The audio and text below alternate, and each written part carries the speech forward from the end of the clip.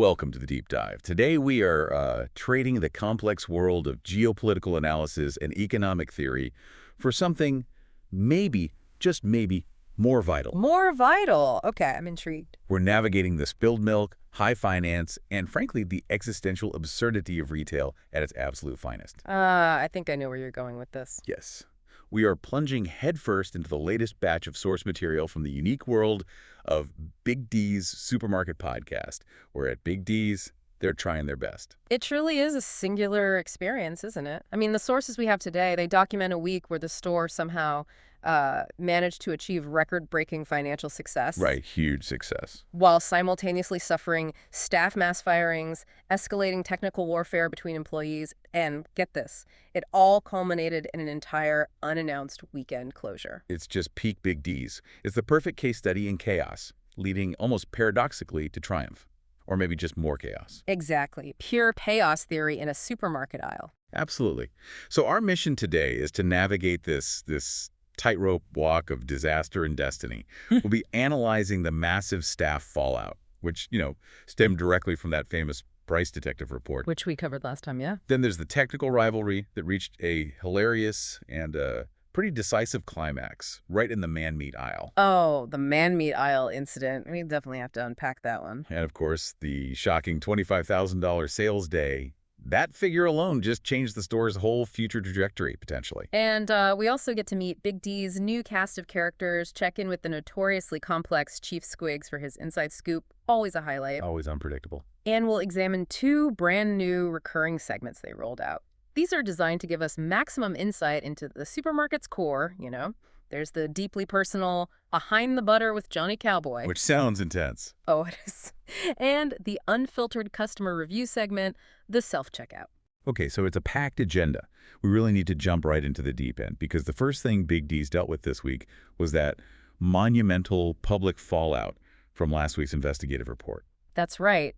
Let's unpack the immediate repercussions, the firings, and, well, the strangest day the store has apparently ever seen. Right? So Bernicus Macaronis, the patriarch of Big D's, he was basically in full-on crisis management mode. Chappie had delivered that extensive price detective report. The one that laid everything bare. Exactly. And because it was aired publicly on their own podcast, the entire community, well, they suddenly knew Big D's was maybe rotten at the core, or so you'd think. But Bernicus's response was surgical is one word for it. And frankly, kind of hilarious in its choice of targets. He focused immediately, laser-like, on a very specific type of wrongdoing. Which was? Staff theft.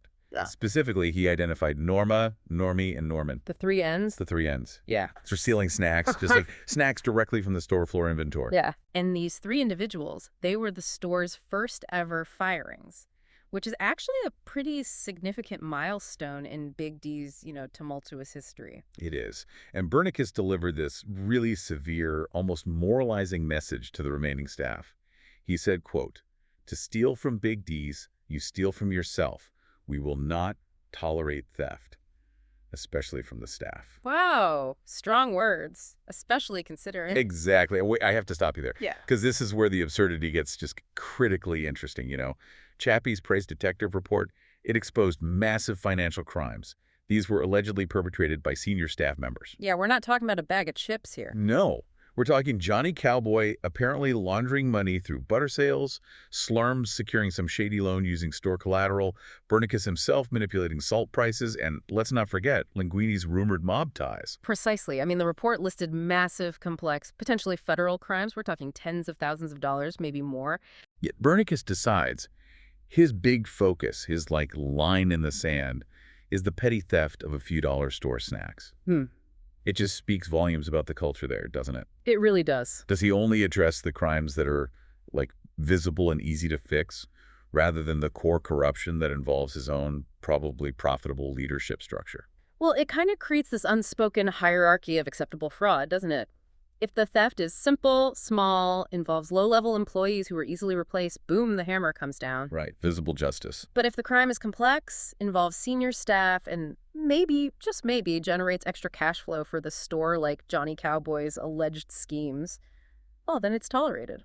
or perhaps even quietly endorsed because, the results justify the means. It's truly Machiavellian supermarket management. Unbelievable. And the immediate, very real consequence of all this moral posturing was predictably chaos.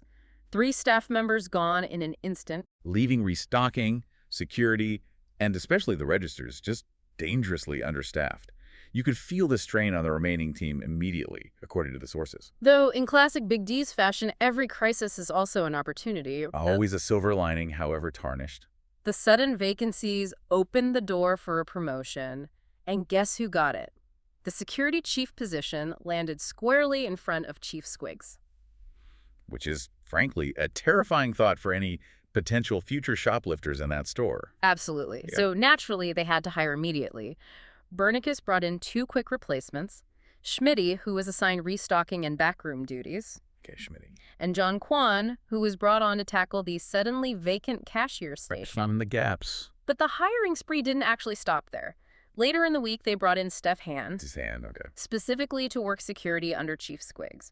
And Steph Hand's background is, well, it's a testament to the store's desperate staffing situation. How so? Apparently, they were pretty underqualified, but critically, Stefan accepted an unusually lowball offer from Big D himself. Ah, the Big D special. Exactly. In the current market, it seems Big D prioritizes cheap labor over competence, even for something as important as security. Meanwhile, Bernicus, attempting to drive sales despite all this internal turmoil, he sets the weekly sale. And he cleverly names it the Cover Your Ass sale. Subtle. What was on sale? The featured items. Mhm. Several types of toilet paper and sunflower oil, basically designed for panic buying and hoarding. Smart. Exploding basic human instincts. And who was the first one to capitalize? Who else? None other than Johnny Cowboy. Despite his ongoing alleged financial schemes, he immediately stocked up on those items personally. Of course he did. He knows the Big D's customer base, right? He knows that a sale featuring bulk necessities will just empty the shelves. It's a perfect opportunity for, personal arbitrage on his part, maybe. Could be. Now here's the biggest anomaly of the week. Amidst all this firing and chaos and hiring, the store had a surprisingly quiet day. Quiet. At Big D's. That is an anomaly. Checkout lanes weren't packed. Customers were actually behaving themselves mostly. The staff, according to the reports, were completely discombobulated by the sheer lack of crisis. So what did they think caused it? They actually spent time debating why the foot traffic had dropped so suddenly. And their consensus theory, get this, the aliens. The aliens from the previous week. Yes, the aliens that had supposedly visited the store the previous week must have caused a significant drop in customer confidence or, foot traffic. Wow. Okay. So the lack of chaos is so bizarre at Big D's that the only logical explanation is extraterrestrial intervention. Makes perfect sense. Doesn't it just... But don't worry, the internal staff shenanigans quickly picked up the slack where the customers left off. Oh, I figured. What happened? Chappie and Berticus found themselves in the bathroom door around noon, maybe 1 p.m., and they discovered Slurms had been in there since before the store even opened that morning. Since before opening, that's not a break anymore. That's an unauthorized midday absence that started before his shift clock even began. Exactly. It just confirms that while the low-level staff get fired for, pocketing snacks, the senior staff can essentially treat the store like their personal relaxation lounge. Different rules. Clearly. Any other drama? Oh, yes. Even on this strangely quiet, potentially alien-induced lull day, Big D's couldn't escape the cycle of theft. Thieves still hit the store. Of course they did. What did they go for? The sale items? Yep, specifically targeting the new sale items. Toilet paper, naturally. And adding insult to injury for Johnny Cowboy, they also targeted the butter aisle. The butter, not the sunflower oil from the sale. Nope, the butter. Which is interesting, right? You'd think a thief might consider butter a lower priority target, especially given Johnny Cowboy's alleged overwhelming inventory situation. Yeah, you'd think he'd have that lockdown, Yep. but clearly the word is out. Big D's butter is the hot commodity, even if it's currently being used for possibly nefarious purposes. Okay, so the stage is now perfectly set for this clash of technical titans. Last week, remember, Bernicus brought in Harry. Right, Harry the hand fixer, the dedicated on-store technician hired to solve the store's, endemic problems with appliance failure and basically zero warranty coverage on anything. And Harry is, by all accounts, an absolute legend in the making. The staff noted he immediately tackles any breakdown fridges, freezers, even the critical self-checkout machines. Okay, responsive. That's good. But the truly distinguishing detail, the thing that makes him revolutionary for Big D's, is how he fixes things.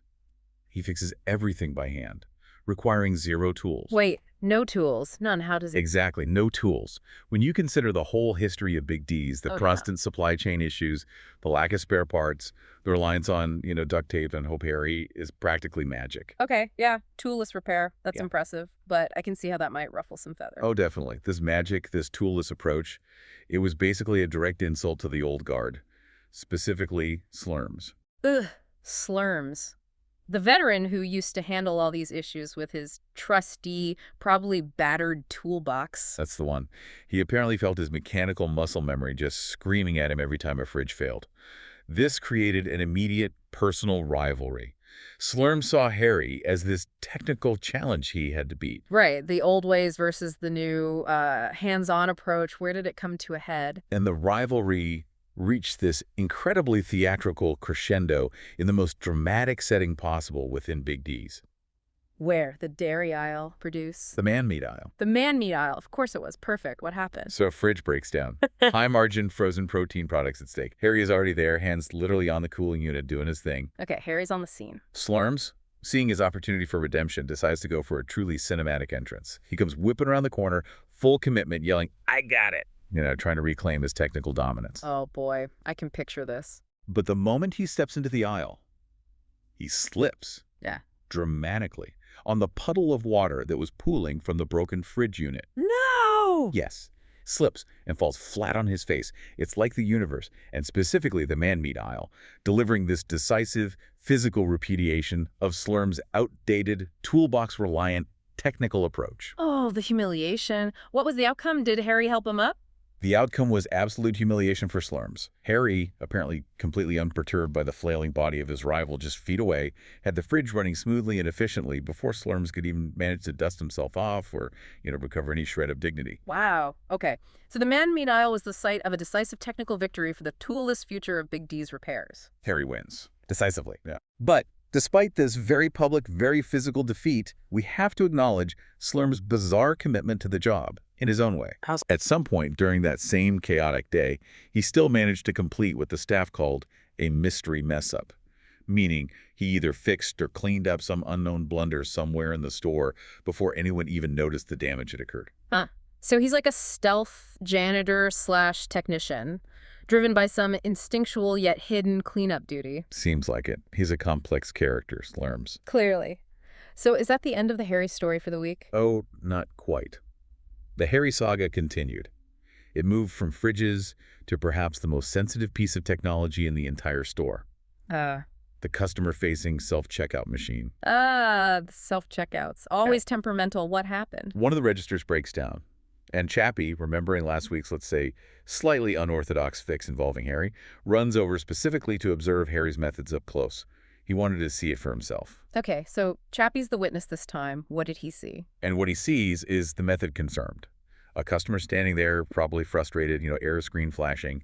Harry's working on the internal mechanism, hands deep inside. Then, Harry and the customer apparently lock eyes. Something is whispered between them, very quietly. And then Harry goes for it. Don't say it. Another kiss. You kissed the customer.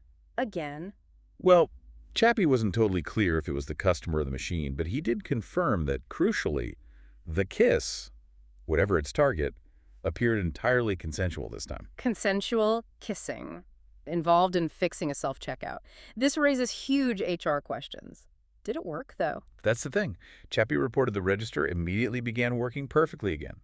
The customer walked away smiling, apparently, and the machine was fully functional. Unbelievable. So what was Bernicus's reaction to this? He has to draw a line somewhere, right? Kissing customers or machines. And this brings us right back to Bernicus's reaction, which is just key to understanding Big G's optimistic, utterly results-oriented culture.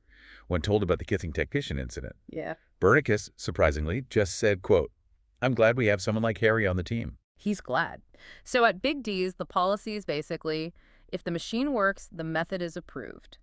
Customer service by intimacy is eventually acceptable if it saves the store a repair bill. Seems that way. Results trump methodology every time. As long as the register works, kiss away, Harry. Wow. Okay. Let's shift gears slightly. Any logistical hiccups amidst all this technical drama? Yes, actually. Shifting gears to logistics, staff noted a critical stock issue during the week. The olive oil was running really low. Olive oil. Okay. They reported back to Johnny Cowboy, who was apparently genuinely surprised. He claimed he'd ordered more than just one box. So what's the implication there? This detail feels like a direct ripple effect from the firings of Norma, Normie, and Norman. It suggests a major logistical delay or backup somewhere in the chain. Likely due to the new inexperienced staff. Schmitty and John Kwan may be struggling to move product efficiently from, say, the outside delivery zone into the back room and then finally onto the shelves. Exactly. The administrative cleanup, the firings, it's directly impacting the actual product flow onto the sales floor. Everything's connected. Makes sense. So what's Johnny Cowboy doing besides being surprised about olive oil and hoarding toilet paper? Well, Johnny Cowboy, even amidst his, alleged financial scandals and the apparent family trauma caused by his brother, which we'll get to, he shows this spark of genuine, though perhaps slightly performative, initiative. Oh, yeah. In what area? He took the lead on safety. Store safety. Safety. Johnny Cowboy. Yeah. He installed a whole new fire alarm system, complete with alarms and extinguishers placed throughout the entire store. Okay, that's surprisingly responsible. What was his stated reason? Just general safety consciousness? His stated reason. He was preemptively addressing potential future audit findings. Okay. So you have a man allegedly laundering money through butter, but he is meticulous about fire code compliance. It's the cognitive dissonance that just makes Big D's thrive, isn't it? He might be a crook, allegedly, but he's a highly safety-conscious crook. He wants to ensure the store doesn't burn down before he completes his next dairy-based scheme, perhaps. Gotta protect the assets, I suppose, even the fraudulently acquired ones. Okay, now let's pivot to the true financial hero of the week. And it wasn't Johnny Cowboy this time. It was Chappie. Chappie again. When he's not, documenting staff fraud or accidentally making customers blush, he's apparently demonstrating this strategic mind that should probably be running a multinational corporation, not just a chaotic supermarket. So what was his big move? He approached Bernicus with a really radical idea for the next day's big sale. Historically, Big D's always focused on high-volume turnover, just sell cheap goods quickly. Right, stack them high, sell them cheap, classic grocery model. Chappie suggested they shift entirely. Focus instead on items with the store's highest profit markup, focusing on margin over sheer volume. Ooh, okay. That's a different strategy altogether. Higher risk, potentially higher reward. Did Bernicus go for it? It sounds expensive to stock up. It was a massive gamble, exactly because it required stocking up on high-cost inventory. Yeah.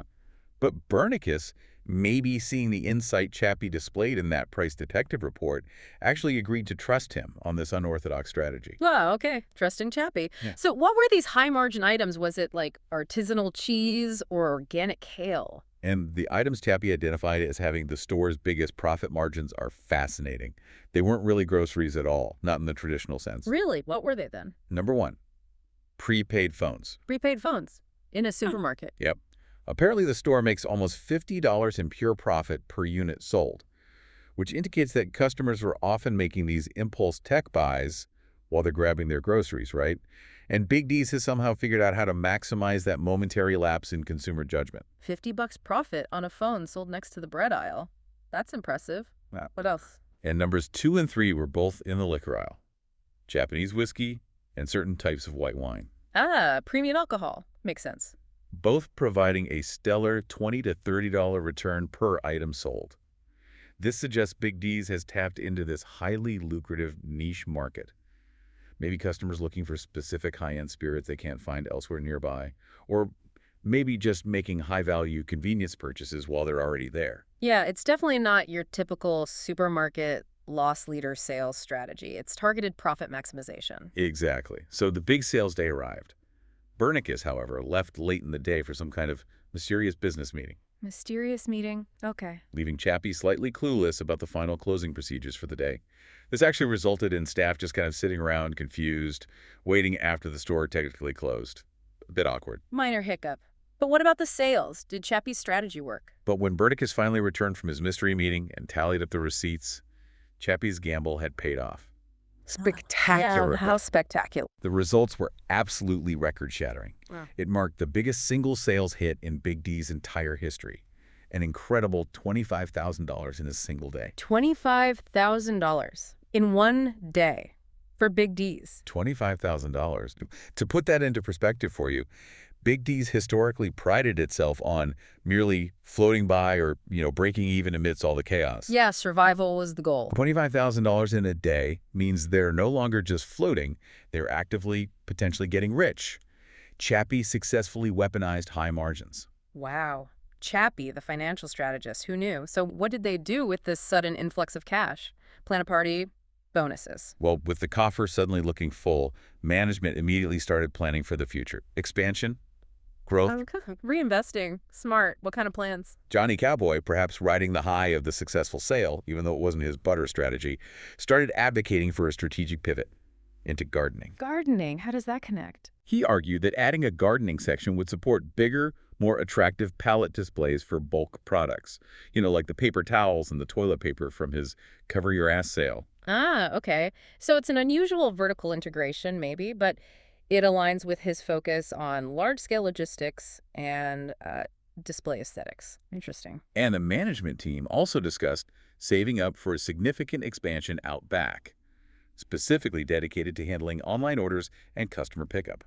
See, that makes more sense. Even as Slurms is potentially sleeping in the bathroom, Big D's is actively planning for 21st century retail modernization.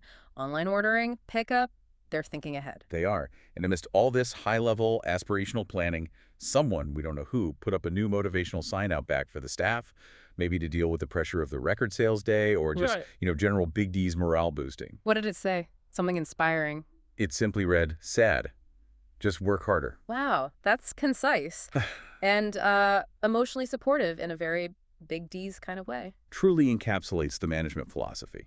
But here is the massive, almost immediate self-sabotage that just defines Big D's supermarket. Oh no. What now? They couldn't just enjoy the success. The incredible success, the $25,000 day, it was almost immediately wiped out, or at least overshadowed, by staff complacency, or maybe just poor planning. Too many core staff members, we're talking Johnny Cowboy, Chief Squiggs, and Slurms, all decided to take the entire upcoming weekend off at the same time. All three of them, key personnel. Simultaneously, all three. The result was, well, catastrophic from an operational standpoint. The store was simply too short-handed to legally or even efficiently open. So they were forced to close Big D's for the entire weekend. And they do so without any advance notice to the community whatsoever, just locked doors on Saturday morning. Unbelievable. The ultimate irony. They achieved these record financial heights thanks to Chappie's genius strategy, only to immediately fail at the most basic level of retail operations, just keeping the doors open. It's peak Big D's. This closure, though, it raises huge questions, right? How will this unannounced, mysterious weekend absence affect their booming sales momentum? And what about customer goodwill next week? People showing up to locked doors. That's not great. Not great at all. That could really backfire after such a high point. Okay, so to help us understand the fascinating internal world of the staff even better, Big D's rolled out 2 brand new recurring segments this week. More content. Excellent. We begin with the highly anticipated, I have to say, personally intriguing, Behind the Butter with Johnny Cowboy. It focuses on the man whose entire identity seems intrinsically linked to dairy fat. Yeah, we have to remember the lore here. Johnny Cowboy's father was supposedly a butter salesman, and Johnny himself was allegedly baptized in butter as an infant. Butter is like the core meaning of his existence. Which makes the revelation from this week's segment absolutely devastating for him, potentially. What was it? The focus of the segment is the Jack Noodle mystery. Jack Noodle. Who's that? Jack, it turns out, is Johnny's younger brother, and he's also a steady employee at Big D's. Okay, a family affair. What's the mystery? Jack has initiated an internal price war. He is actively lowering prices on margarine, specifically to undercut his own brother's precious butter prices. Whoa. Sabotage. That's not just commercial rivalry within the store. That's like a direct attack on the family legacy, on Johnny's whole being. Exactly. It's deeply personal. So how did Johnny Cowboy, the butter devotee, react to this ultimate sibling betrayal? I imagine not well. Did he confront him? Demand satisfaction? A butter duel at dawn? Absolute radio silence. Nothing? Nothing. He refused to answer calls, texts, or emails from the podcast team, or even from internal staff asking about the issue. We even heard that local reporters showed up at his house, confirmed he was inside, but he still refused to engage at all, just locked himself away. Wow. The silence is deafening, isn't it? It suggests this isn't just like simple brotherly competition or a prank. This is hitting somewhere really deep and traumatic for Johnny. Absolutely. We have to speculate here. But is this the younger brother, Jack, finally rebelling against the perceived tyranny of the family butter tradition? Is he trying to forge his own path away from the churn? Or maybe consider the other sources we have, the ones that revealed Johnny supposedly started grueling 12-hour churning days when he was just 3 years old. 3 years old, churning butter. Could Jack Noodle's margarine campaign be driven by some kind of deep-seated, shared family trauma, a desperate attempt to erase the memory of a childhood spent chained, metaphorically or literally, to the butter churn? The margarine aisle is now the scene of an epic, possibly Oedipal struggle for the soul of Big D's dairy section. That's intense. It really is. Okay, moving from dairy tragedy to security efficiency. Let's check in with our inside scoop. This week, it features Chief Squiggs, the man recently elevated to the security chief position thanks to those firings. Right. And we need to quickly refresh our memory on Chief Squiggs' notorious history because it provides such crucial context for understanding his security methods. Lay it on us. What's the Squiggs rap sheet? Okay, known for major distractions while on duty, like fumbling into a wall while talking on the phone, hiding the store brand cleaning product that bizarrely features his own likeness on the label, frequent HR issues due to harsh language and bad-mouthing customers, a previously attempted resignation, and of course his string of bizarre business ideas, like the infamous Amish butter churn proposal. A truly multifaceted individual indeed. So what was the scoop? What question did they pose to Chief Squiggs, the newly promoted security head? The question was direct. What is the easiest part and what is the hardest part of working security at Big D's? Okay, fair question. What did he say? Was it dealing with unruly customers? Filling out reports? His answer, surprisingly, was that both parts involve waiting. Waiting?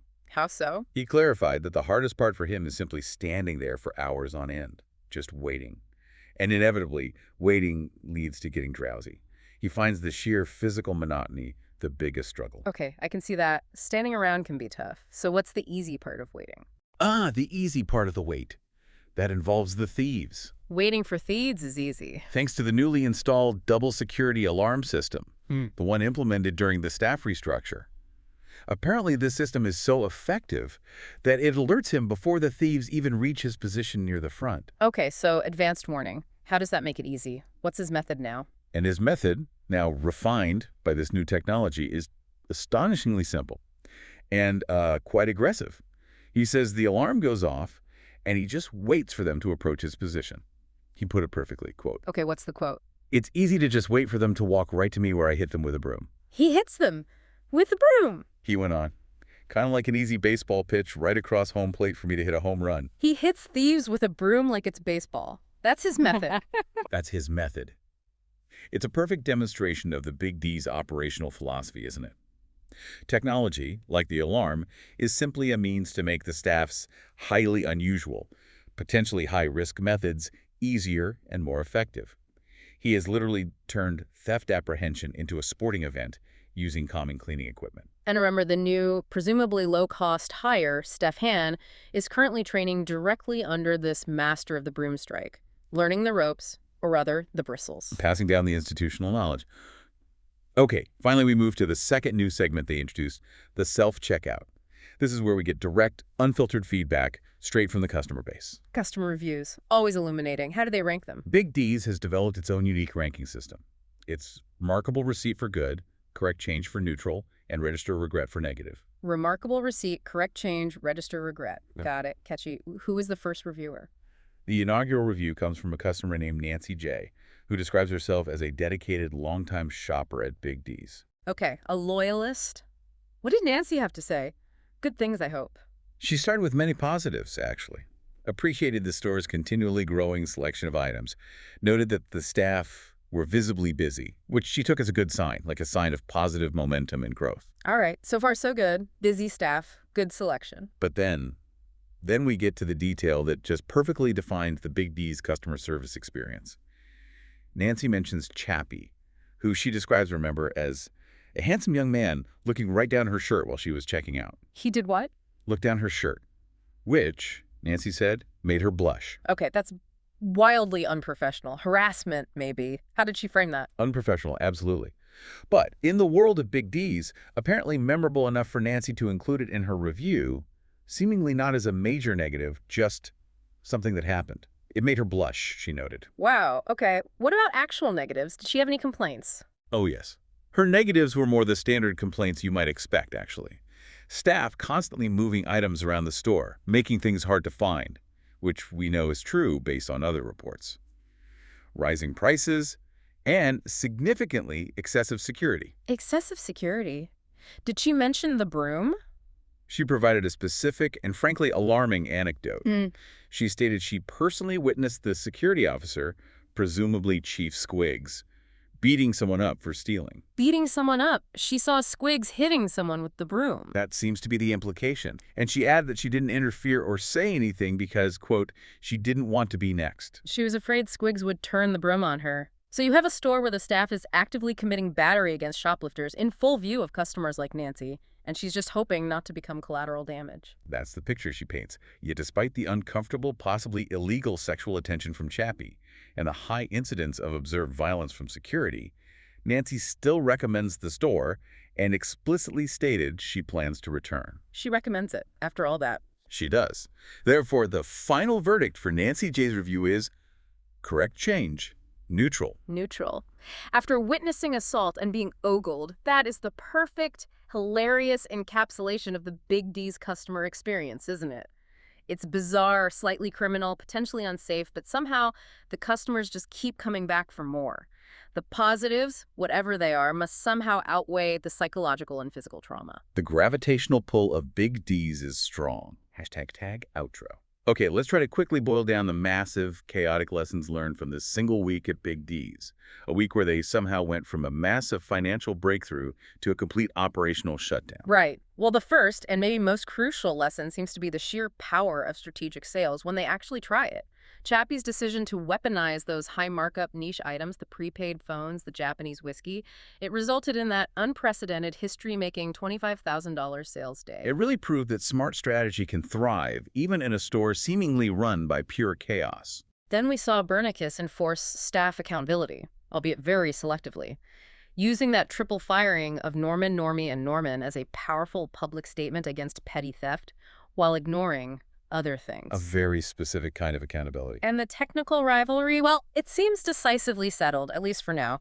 The rise of Harry the Hand Fixer is complete. He secured that definitive victory over Slurms right there in the man-meat aisle. And crucially, we have Bernicus's official, totally results-oriented endorsement of Harry's unorthodox, customer or machine-kissing self-checkout fix. If it works, it works. Finally, security seems optimized and simplified in its own unique way. Chief Squiggs is now a master of the new double alarm system. Turning theft apprehension into a sporting home run swing with a broom. Exactly. With his new security recruit, Steph Han, learning the technique right alongside him, passing the torch, or rather the broom. So as we wrap up this deep dive, we leave you with a few open questions based on this incredibly volatile week at Big D's. First off, will that abrupt and totally unannounced weekend closure significantly affect foot traffic and customer reviews when Big D's finally reopens its doors? Will there be backlash? And can Harry continue his kissing approach to technical support without eventually encountering a customer or maybe an HR department who files a complaint that even Bernicus can't just rationalize away? Is there a limit? And the core existential question for the dairy aisle. Will Johnny Cowboy ever break his fierce, stony silence on his younger brother Jack Noodle's aggressive campaign for margarine? Or will the deep trauma of the butter churn forever define that particular family and store conflict? Which brings us, inevitably, to our final provocative thought for you to mull over. Bernicus Macaronis acted swiftly, decisively even, to address the easily manageable snacks theft identified in Chappie's report. He issued firings, gave a strong moral statement. Done. Right, the low-hanging fruit dealt with publicly. But he continues to completely ignore the much bigger, far more complex financial crimes that the very same report detailed. The alleged money laundering, the salt price manipulation, the shady loan schemes, the rumored mob ties, all apparently involving his most senior and possibly most profitable staff members. So the provocative question is this. What does it fundamentally mean for Big D's leadership and maybe for the long-term stability of the entire enterprise if Bernicus only ever addresses the petty surface-level issues while actively allowing the core corruption to seemingly thrive unchecked among his most trusted senior employees? What does that tell us about Big D's future?